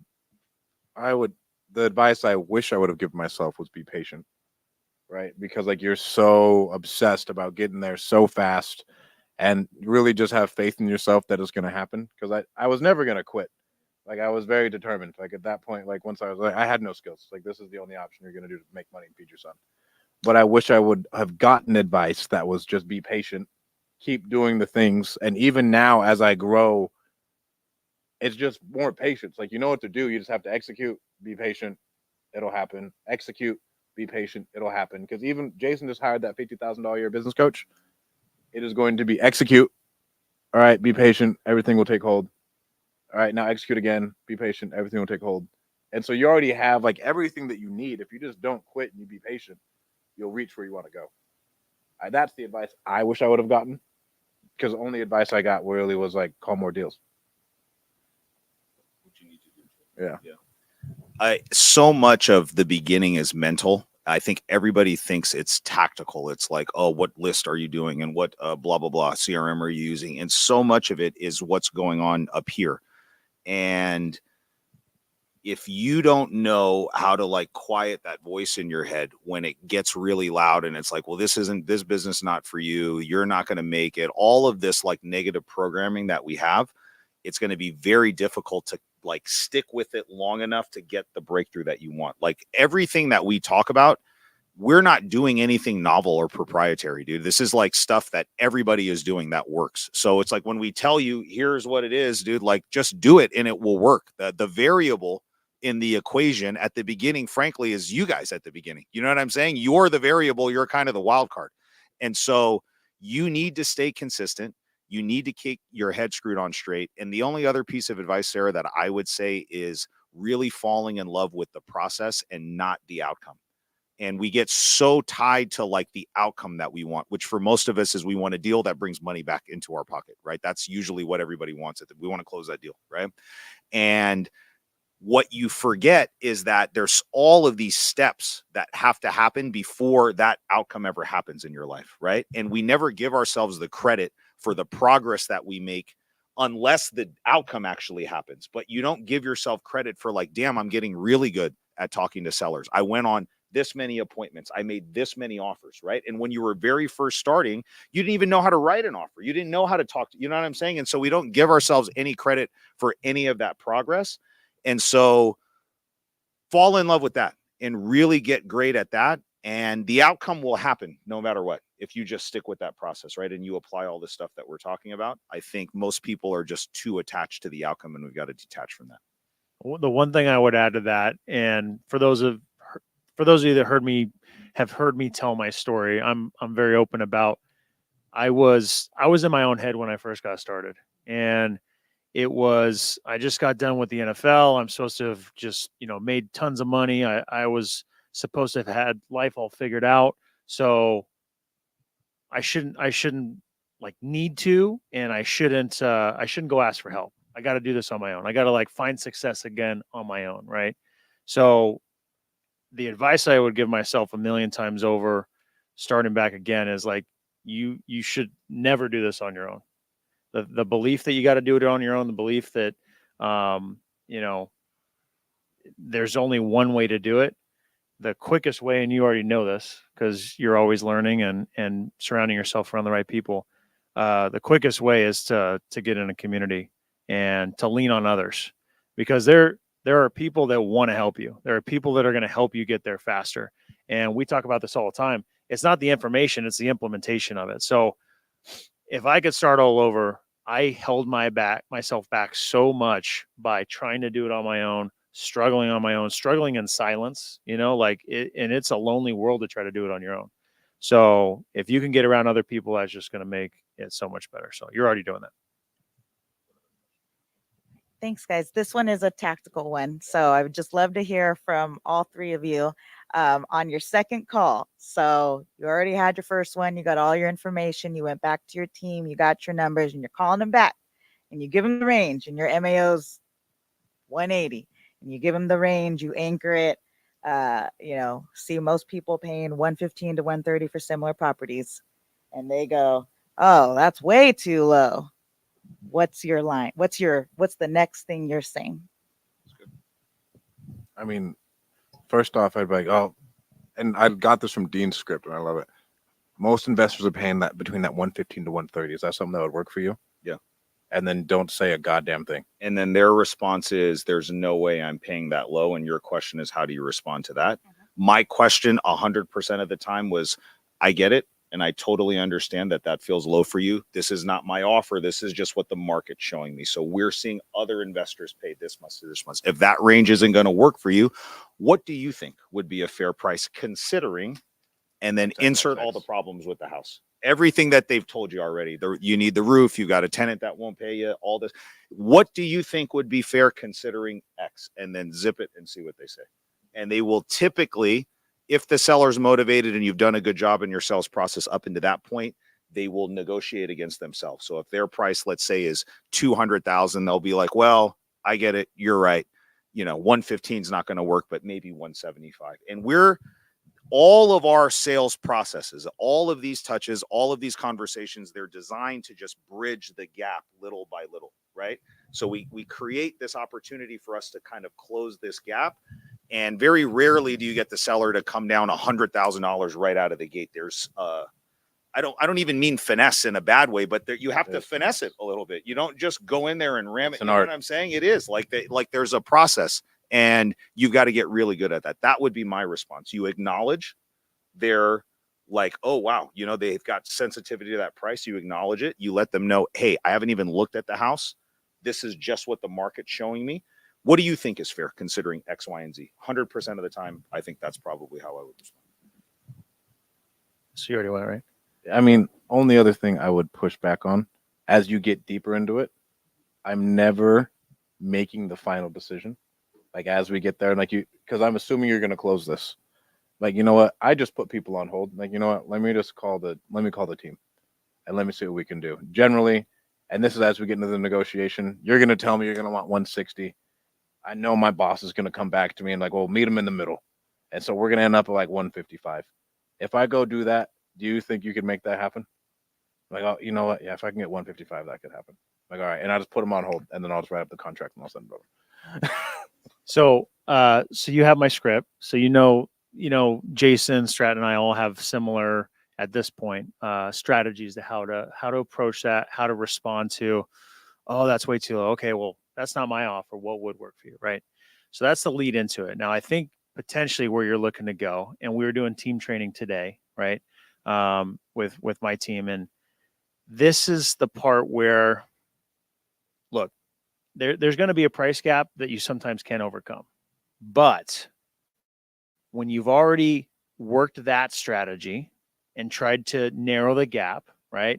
Insert in problems. Okay. Well, based on that, I mean, man, can you be more flexible, right? Where I like to go next is I like to then go away from the price. Okay. We're not going to talk about the price. The price is not the situation. The thing that's going to move you closer to me is going to be the motivation and all the things. Now I talked about it and positioned it and try to get you to readjust your number. But now let's go back to the situation. Let's go back to the motivation. Okay. Sarah, I feel like we're really close. I feel like we're close. But, I went through all my numbers with you. Okay. Broke down my numbers. I worked them all backwards. I told you everything. I'm an open book. Okay. So here's where my numbers are. I mean, there's only so much I can move that. Right. And we could probably debate, well, how much are the repair costs? What's the house worth? How much profit should I make? But I mean, what the house is worth and how much it's going to cost, those are pretty fixed. So the only thing really left to talk about, if we're talking about the numbers, is like how much is reasonable for us to make. And like, I just told you my numbers. I'm pushing the numbers here, and that's if everything goes perfect. So, again, I'm trying to see how flexible we can get. Now, you told me you wanted to go move in with your grandma. She's, having trouble with her health, and, bills are getting kind of tight. And, my only concern is if we don't agree to move forward, right? Or if we can't figure out something, because I feel like we're close, if we can't figure something out, I think you're going to get a similar offer. I mean, these are the numbers right here. And your other options we talked about, which you could go this other route. If you wanted to try to squeeze every penny out, then you could list the house, right? You could take the time that it takes. You're probably going to take 3, 4, maybe 5 months to get it ready to sell. Then you're going to have to list it. Then you got to wait to get an offer. Then you got to wait to close. I mean, this could be 6, 7, 8 months from start to finish. Okay. And you got to come up with the money to pay that. Now, I know you told me things are tight right now, so that might not be an option for you. And if you list it as it is right now, you're going to get similar offers to what I'm giving you, because that's what the numbers are. And then you're going to have to pay a realtor fee and commission. So like, we're kind of coming all back around to what we're talking about here. So look, I know helping grandma is really important. Okay. I know things are getting pretty tight here. And to me, it sounds like if you sell this house, it's going to help. Bills aren't going to be as tight anymore. You're going to be able to be with grandma. So you got a couple options here. You could kind of take the long route, which is going to take you longer to get to grandma. And you already said you didn't really want to spend the money because you don't quite have it. You might be able to borrow it or something, but that's a whole thing. So again, I feel like we're pretty close. How close do you think you could get to my number? Because I'm going to try everything I can to get up there, but how close do you think you get to my number? So if you can go through that kind of conversation and just you're exhausting everything that you're at, if they're leaning in, if the motivation is big enough, and if we can keep going back to the motivation, we're not talking about the numbers, we're talking about the motivation. We want to get you to that end result you're looking for, and tie that back to, if you could come closer to me, I could try to come closer to you, try to make something happen. And that is where you can get the movement most of the time, your best chance, right? Because if it's just hard facts, hey, what's your number? That's not going to work for me. If you just tie into that emotion more and really lean into just really exhausting their options and really making it clear to them, really letting it sit in and spending the time it takes to talk about that, not to talk about the price and negotiation for 5 minutes, but talk about it for 20 minutes or 30 minutes. That might be the difference maker to really push them across and for it to really set in. And I just had this conversation with my team today. He was having a similar conversation, but the very beginning of it. And he spent a couple minutes and he said, let me call the team back and talk to them about it. And I'll get back to you. And I said, no. We just lost it. She was there ready to talk about it. She was talking about it. Her emotions were high. Let's stay there when the emotions are high. Because if you go back and let me talk to the team, she's going to move on to the next thing in her life. Yep. She's going to go back to answering emails or back to work or Call her sister. call her sister, or do whatever she's doing in life, do the dishes, go run an errand. And now her emotional state is now lowered. And now she may be thinking, oh, this isn't a problem for me anymore because I already exhausted those emotions. They've already, been flushed out. But if you're in that emotional state, let's sit here and talk about price as long as we need to.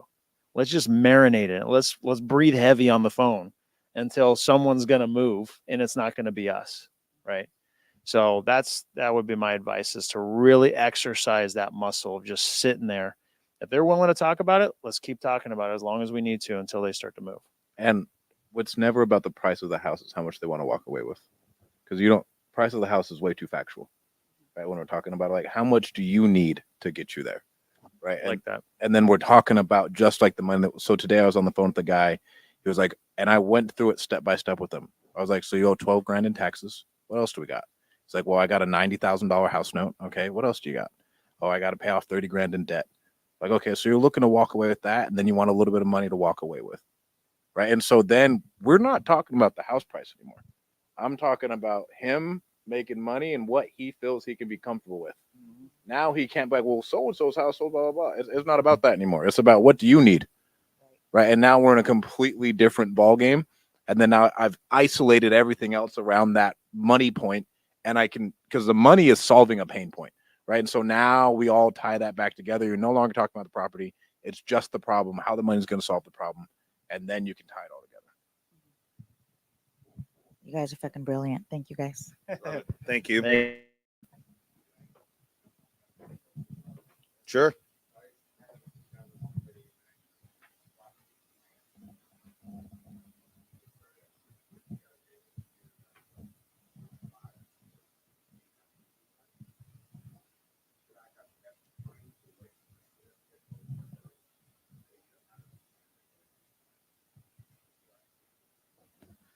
Well, that's going to be based on part gut feeling, right? Because there's going to be a point where you push too much. And so for me, the way that I like to approach it is if they're still talking about it and they haven't said, hey, look, this is the bottom line. I'm not moving from my number. Don't ask me again. If we haven't gotten to that point, then I'm going to continue to ask the question in a different way. And again, not ask about the price, but bring up another topic and tie that into the situation. Yeah. I hear you. Yeah. I'm trying to do whatever I can. I was just thinking about the property, thinking back to the property. you were telling me it's got this thing going on and that going on, and this, you've probably seen these TV shows. You open up a wall and surprise, and now you got to deal with this thing. I'm just trying to make this as simple for you, so you don't have to deal with any surprises. I know that I'm going to deal with them. So I know we're going through these numbers and everything, but this is where I'm at. So what my point of that is going from different angles and not just about the price, to me is some ninja techniques that really help move the needle. And Stratton's point I love too, because we'll use that from time to time of now it's about solving the exact problem and how much money is required for that problem. And the end purchase price is just a result of that. So should you have gone less? I mean, you got to ask. I always tell my team we have to dig deeper. If we stay at the surface level, we're going to get surface level information and surface level results. If we dig deeper and ask the additional question, are you more flexible? And a good reason to ask that, are you more flexible? Then you're going to find out. You're going to get the answer back and the feedback from them as to if they're more flexible, why aren't they more flexible? And if that's the ultimate, price that you can be at. So you just got to push on it. Yeah. How much flexible can you be? Yeah. And then I'll get fuck no, I'm not budging. This is where I'm at. I'm at my button. Yeah. You can feel it. Yeah. And they're like, hey, bro, you've just grinded me down to the bottom. Yeah. Okay. They'll usually tell you when they got no more to go. Yeah, you're just trying to test the floor for where that's what you're trying to figure out, right? And if you do this the right way, you can do it without losing rapport or being salesy or making you feel like you're putting the screws. No, I'm not trying to put screws to some little old lady to sell her the house, bro. You know what I'm saying? But the business has to make sense too. The numbers have to make sense. Our team's got to get paid. Everybody's got to get paid. There's got to be profit. So it's got to be a win-win. So it's got to be something that you're happy with price-wise, and it's also got to make business sense for us. And not every seller fits that business model. You know what I mean? And so I think you can learn to test that price in a way that's professional and respectful, that also does the right thing by you and your business. But that takes a lot of practice, dude. And most people's default is just straight for the jugular. Let's just, and that I don't want to be involved. I don't want to have me personally. And I feel like all of us are like that, dude. We don't want our sales process to be anything close to that. We want people to feel like they're treated with respect, they know that our intent is there to help. We're very open and honest and transparent about how our business operates, right? And I think when you lead with that, you give them options and you let them pick what's the best option for them, then it makes it way easier, dude. That's why you heard us all just talk about it. Our approach when we get to discussing the price, discussing the offer, which is not actually a formal offer. It's just us presenting what other investors are paying, right? And then we're waiting for that feedback. If our number is at 100 and they're saying they're at 200, that's some immediate feedback to be like, whoa, yeah, okay, we've got a gap here. And then now we're going to give a reaction to what we think about the 200, right? And start to ask them about their flexibility and see if we can start to bring it back down. But by presenting some of those numbers as an anchor, it helps us gauge their response to that and how much room we have. Are we close, right? Do we even need to come down? Or are we really far apart and now we have to start educating and sharing why other investors are around those numbers, why we would probably be around those numbers too, why those numbers make sense, and start to get their feedback from there. So, all right, do we have?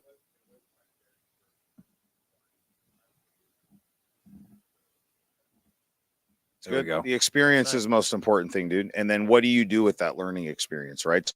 Come back and unpack that stuff in an environment like this, but you need to be thinking about when I'm in that position the next time, how am I going to respond? That's the best way to apply that experience to future interactions that you have with sellers, right? It's one thing to process it, but you've got to really start implementing it and trying these different things so you don't keep going down the same path over and over again. Any other questions, guys? Question. Shoot. You want to come up? Come on. Come in the love seat. All right. Scoot over. We got a whole notebook of questions. Here we go. That's it. Right? You guys thought you were getting out of here early. Nope. Here we are. Okay, it's a real quick question. No, that's all good. Ask. I have done, oh boy. Okay. I have done 0 deals, but I have been. You're in the right place. For a while.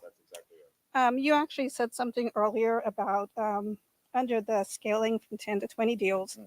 I put it down as self-awareness, where you literally said it's a sale-based business. Yep. I'm a public servant. I've been doing that for 20 years. County is where I work for. How do you become sales-based? Or they're like, I'm listening to you. You are good at it. Well, I might be the best person to start with then, because I can tell you this with confidence.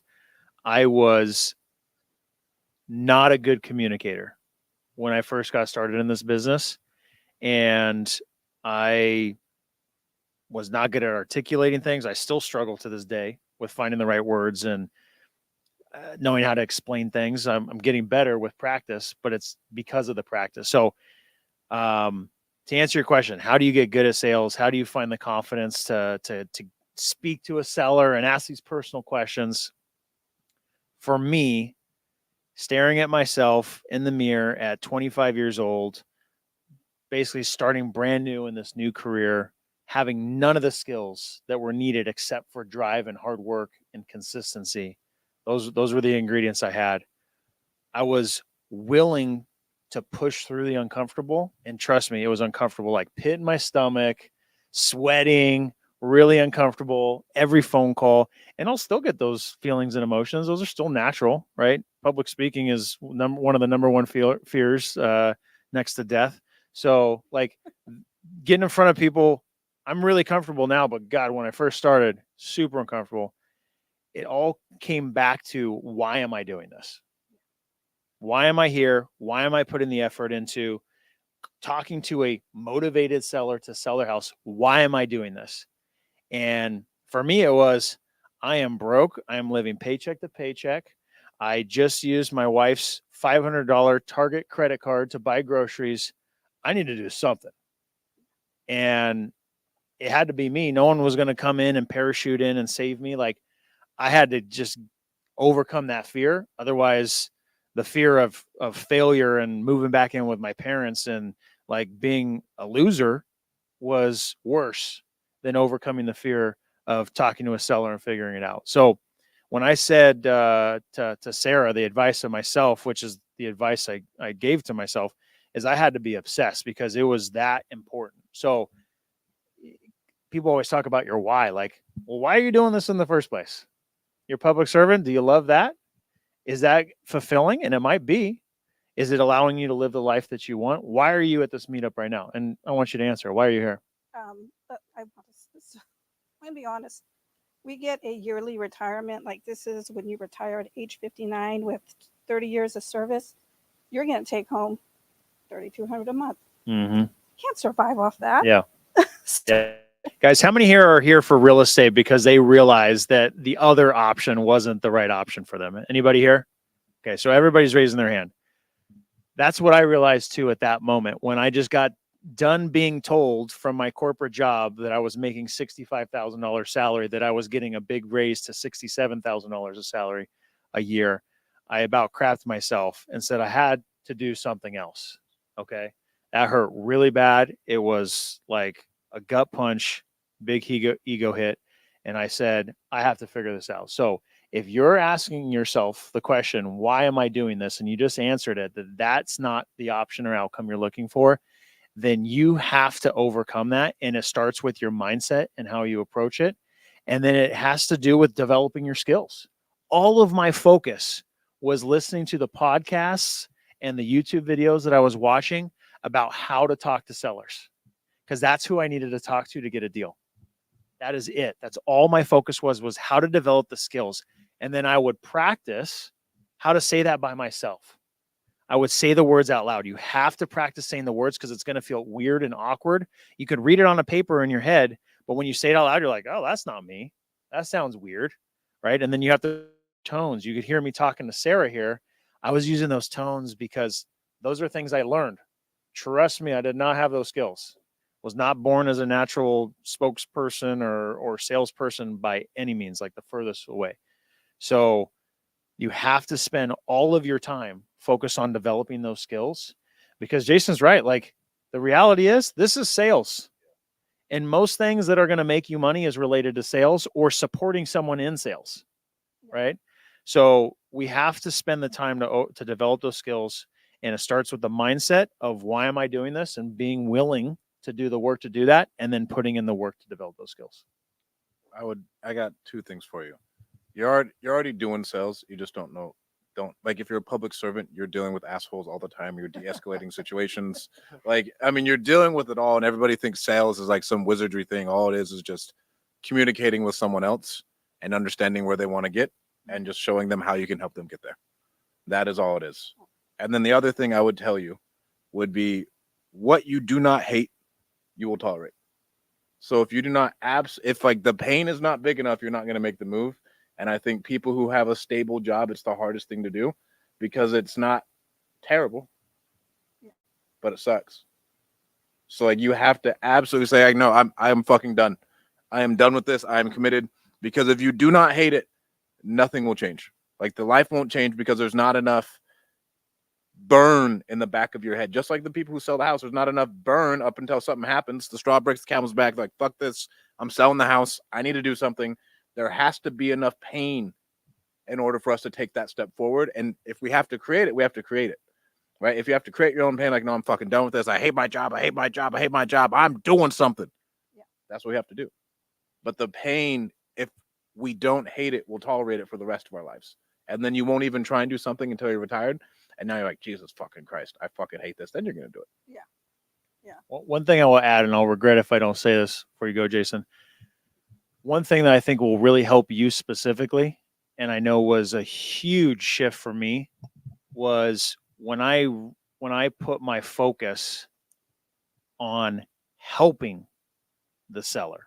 Okay, because I was focused on, like Jason said before, I was so focused and put the pressure on myself of closing the deal and getting the money and getting the result. Mm-hmm. And I was stressing myself out.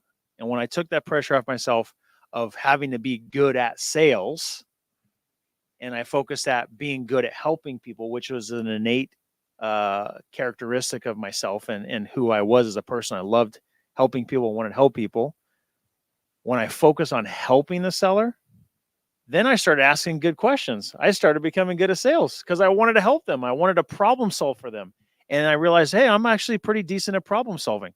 I want to help this person. So what question do I need to ask next to help them in their problem? And once I started learning about real estate and some of the sales techniques and the right questions to ask, it all flowed in and came through the voice of how can I help this person? So if you're a public servant, you probably like helping people. You probably deal with assholes all the time. And people with problems that need help. So focus on helping the person. Now we'll get your focus and mindset right. The only couple things that I'll add, one, you have to be really careful with the words that you speak over yourself. So when you say things like, well, I'm just a public servant or I'm not good at sales, you're constantly affirming over yourself that you're not good or capable or have the skills that you need to do these things, right? And I think everything starts with you internally. So I think you have to become self-aware about those type of things, and you have to be really good at not speaking negativity over yourself. And Dean is 100% right. You need to reframe this vision and say, instead of saying, I'm just a public servant, I say, I want to take my passion for serving other people and figure out how to apply that towards my real estate business. Doesn't that sound a lot better than I'm not good at this and that and the other thing, right? And just you telling yourself that message every single time, you're going to start noticing some things shifting, right? And you're going to start noticing some things changing. So I'd really encourage you to be mindful of those words. And when you say things like that, catch yourself, right? First part of self-awareness is catching yourself when you say it and saying, no, this isn't true. What's actually true is this, and replacing that bad thought pattern with something that is more motivating, that's going to propel you closer to where you want to go, right? Then the next thing is skill development, because if you don't figure that out, it's going to be a constant uphill battle. You'll always self-sabotage. Even if you put in all the work, it's not even going to matter, honestly. So if you don't fix that first, you're building on a really faulty foundation. So the foundation of everything is the mindset piece. Then it's the tactical, right? You need to be open and willing to evolve and change as a person, right? And what do people do when they're learning a new skill? They've got to spend some time getting good at it, right? And so my framework and the way that I look at it is, first you have to learn. So a lot of that is just observation, right? Like what Dean was saying, you go on YouTube, you go and you learn and you start just educating yourself on this stuff. Then you practice and you start participating, right? It's like, okay, let me role play. Let me say some of these things out loud. Let me do this in a vacuum with somebody else where I can try this out in a safe environment. So then that way I'm not fumbling an opportunity then when I'm there with the seller. Then you've got to implement. And the faster you can get to implementation, the faster you're going to get to the outcomes that you want, because you can't learn this stuff in a vacuum. And most people stay in those first two stages for way too long.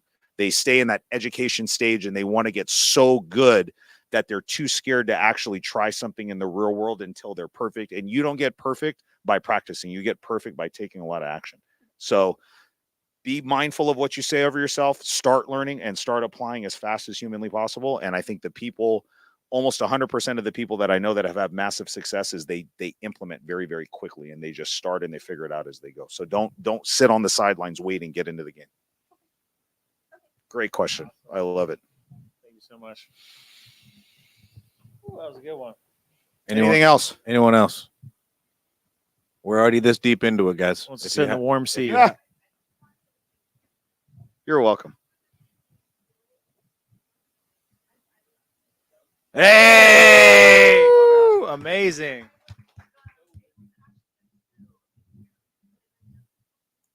Good for you. God damn. What the hell?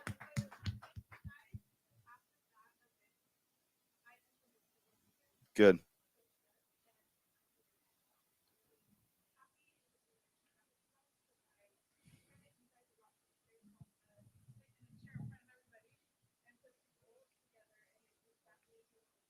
Does hearing stuff like that ever get old for you guys? No, that's Literally fucking never gets awesome. old. Literally never gets old. It's the money and all this other bullshit.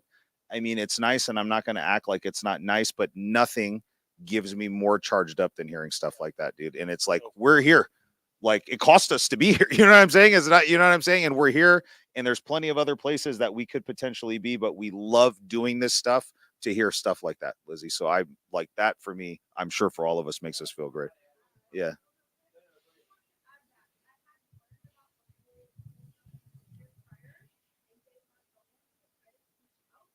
Mm-hmm.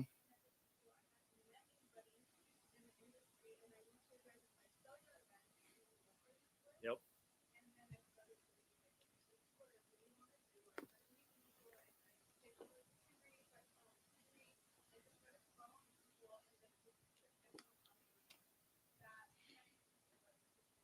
That is. That's That's awesome. amazing. And you just changed your life forever based off your decision on going to the boot camp. Yep. Like, your life and your family's life will never be the same. Congrats. Yeah, you guys did. Yeah.